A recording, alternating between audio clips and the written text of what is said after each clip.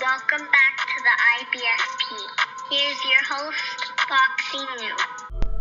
Welcome back to another edition of Fanboys and Haters Exposed. We're just going to dig right into it, and we start with Power Beast. And he states, Canelo knows Andrade would box circles around him, make him look terrible, expose him for the fraud he is. Canelo was a hype job boosted by his fanboys. He hasn't fought anybody because they're all ducking him just like him. First of all, the end of your statement didn't make sense, but I understand what you're saying. You're trying to say that Canelo Alvarez is a hype job and Demetrius Andrade would expose him.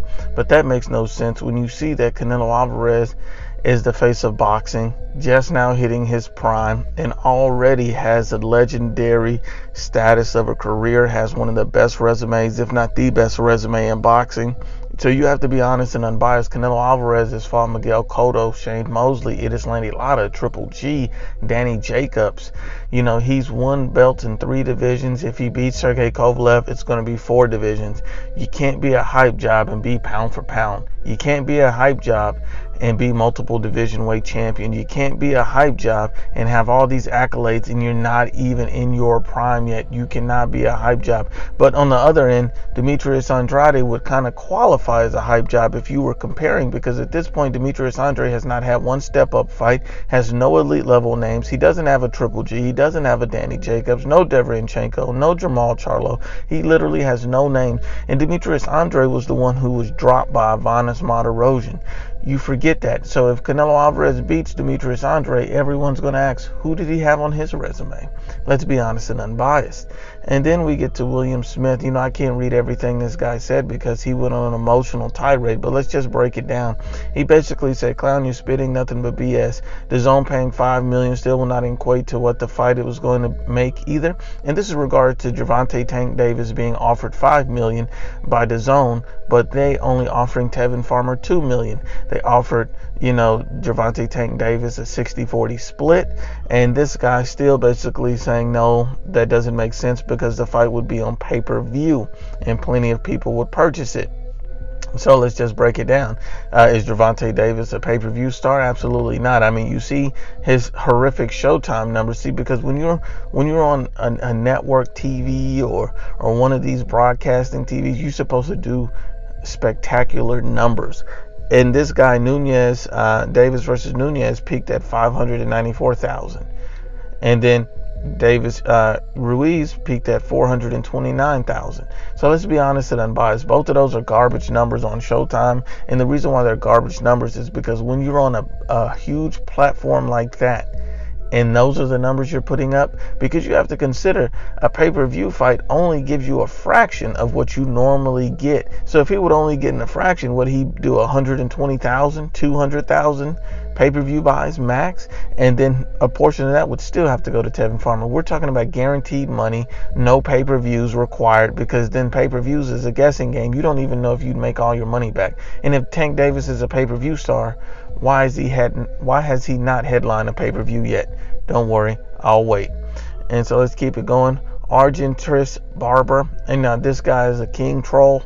He states, now Canelo the fraud. His title fights are Matthew Hatton, Liam Smith, Austin Trout, Rocky Fielding, and Triple G. Stop the BS. First of all, Triple G was elite.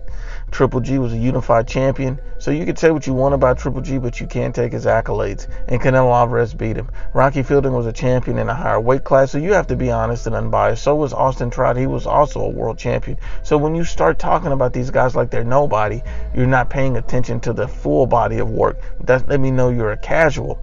But then if Canelo's a fraud, what about Danny Jacobs? I noticed you left Danny Jacobs off the list. I noticed you left Floyd Mayweather off the list. See, it didn't matter if Canelo won or lost to Floyd. The fact that he got in the ring and fought him is much more you can say for Jamal Charlo or Demetrius Andrade, because Canelo Alvarez is intent on fighting the best. And Canelo Alvarez fought the Shane Mosley. He fought the Miguel Cotto. I noticed you let those names off the list as well. This is what you call a casual boxing fan. John T states Wilder got 41 wins, 40 knockouts. Tank got 21 wins and 20 knockouts. Only a fool would try to argue that. Oh, I wouldn't try to argue that, John T, but what I would argue is that most of these guys are tomato cans and bum bashes. That's what you need to realize, is that, when you're fighting old guys, when you're fighting Arthur Spilka and Bermain Stavern and claiming them as the best names on your resume, when you're getting rocked by a Gerald Washington, getting outboxed by Gerald Washington, getting rocked by an Eric Molina, that's not elite level names. So you didn't knock out 40 top level opponents. You were knocking out tomato can after tomato can, and you arguably lost to Tyson Fury, who basically spent multiple years on a couch. Be honest and unbiased. Jay Strong said, how is Deontay Wilder a fraud? You're the most biased. And so let's get into this.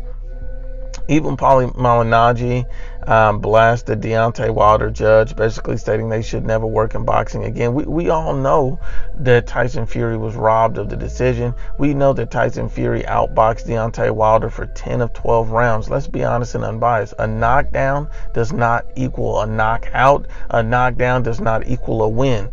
Learn boxing. And not only on top of that, Deontay Wilder, in addition to that, turned down a $100 million contract. How are you not a fraud when you reject $100 million? And then you see, Deontay Wilder believes in himself. That's fine, because part of the $100 million, he was going to make $20 million for Dominic Breazeale on DAZN, and instead he opts to fight Breazeale on Showtime, and the purse was revealed, and he was only picking up $10 million. So it's a clear and utter duck. Let's be honest and unbiased. Zanita Taylor states Canelo's the biggest fraud in boxing. Wilder fought the two most avoided heavyweights last year and been calling out AJ nonstop. Stop hating on Wilder, bro. He's been calling out AJ, but yet nonstop. But AJ's been calling out him. So if he's been calling out AJ, why is Deontay Wilder saying AJ's begging to fight him? Why would you say that if you're calling him out? See, because you don't know anything about boxing. If Canelo Alvarez is a fraud,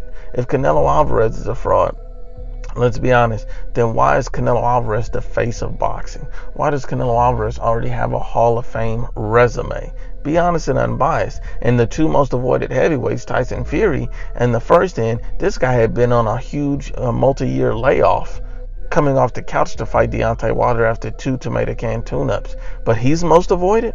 And then you see Luis Ortiz turn down $7 million offer to fight Anthony Joshua. See, Andy Ruiz stepped up. Andy Ruiz wanted to smoke. Andy Ruiz was not playing games. But Luis Ortiz, he turned down $7 million, a career high payday, when he made $500,000 against Deontay Wilder in his first title shot. He could have been, a unified champion. He could have made $7 million and a lot more in a rematch. But he turned that smoke down because he didn't want to fight Anthony Joshua. Let's not play no games. You guys are being biased. You guys are PBC fanboys, and you don't know anything about boxing. Once again, unbiased as always, it's the IBFP. Please share, like, and you must absolutely subscribe.